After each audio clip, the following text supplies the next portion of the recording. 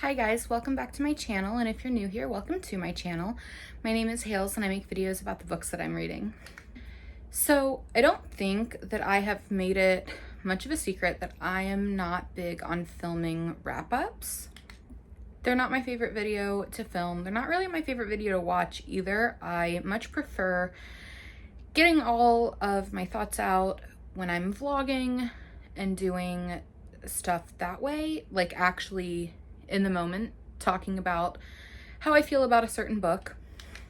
So I want to be able to talk about my favorite books of the month and still kind of not really wrap up what I was reading, but I guess get out my feelings on the overall book. I did this a couple months ago, I think, when I was reading Flawless by Elsie Silver.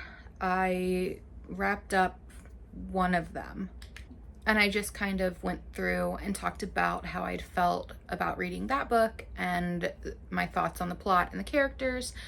So that's what I'm going to do today.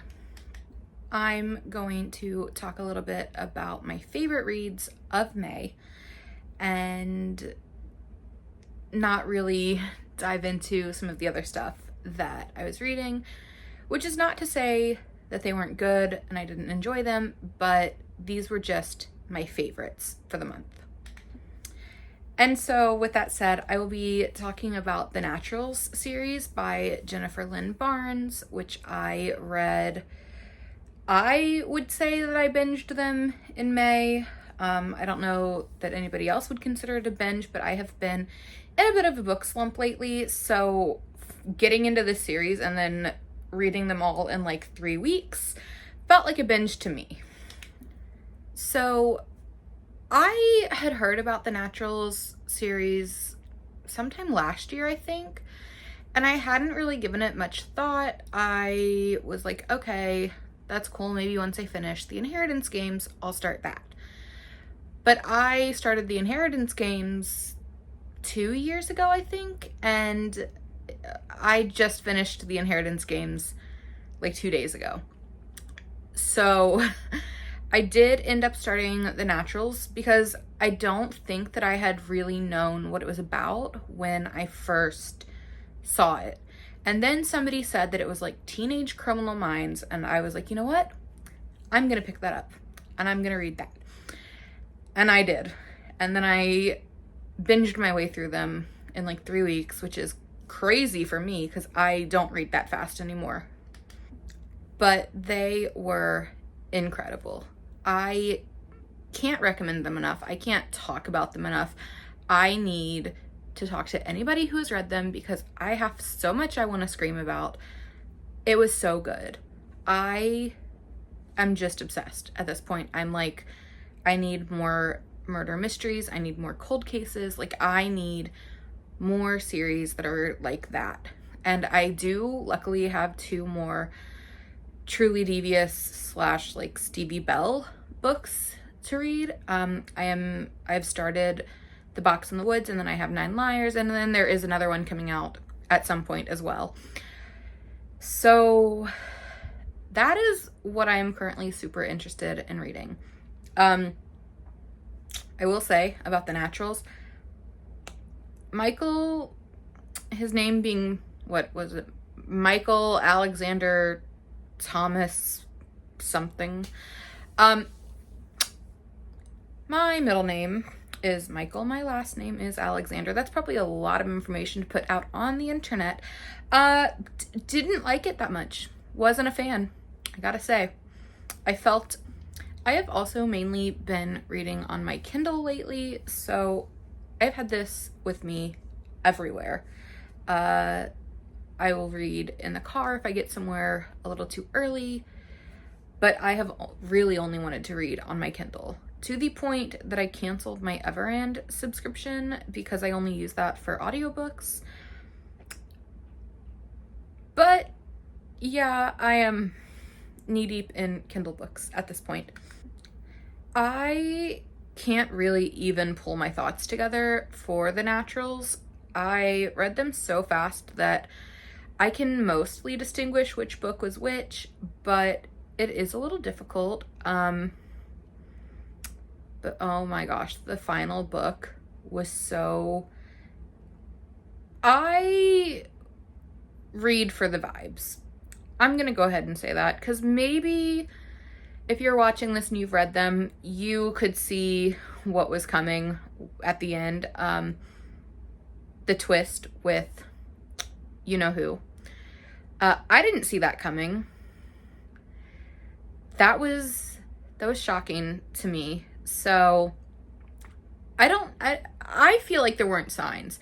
I feel like that was a phenomenal twist, and it makes a lot of sense now that I think back on it, but I did not put that together at all while I was reading. I felt so betrayed. I think that I vlogged. I couldn't function. I could not think thoughts. Thoughts were not forming. I was just in bed crying like, oh my God, oh my God, oh my God, did that just happen?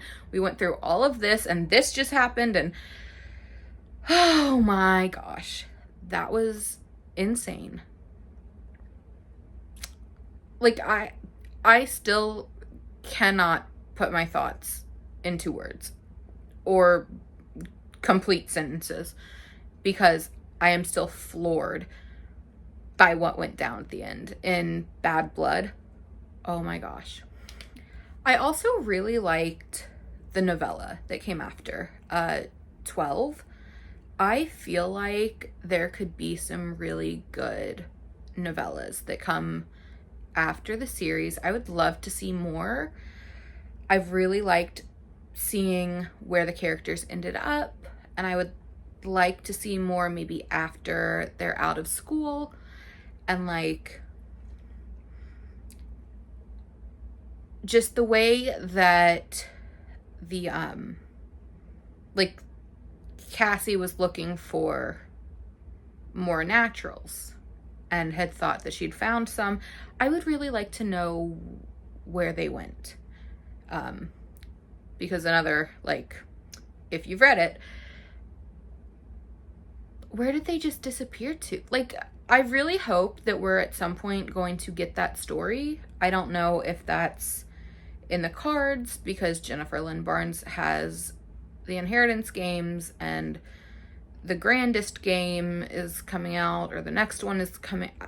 I don't know. I am on the Hawthorne Legacy right now, so I'm trying not to Google anything because I really like the mystery aspect and I don't want to spoil myself for anything for the Inheritance games. So I really don't know what else to say. I really loved the naturals, and I feel like everything I want to say is spoilery, and I'm trying not to be spoilery. So maybe the last little bit of this video you can skip if you would like to, because I would really like to talk about what went down. So click off now if you don't want to be spoiled, because the two things that I am going to talk about that floored me with Bad Blood will spoil the entire ending of the book. So I'm just going to give you 5 seconds and then you can click out.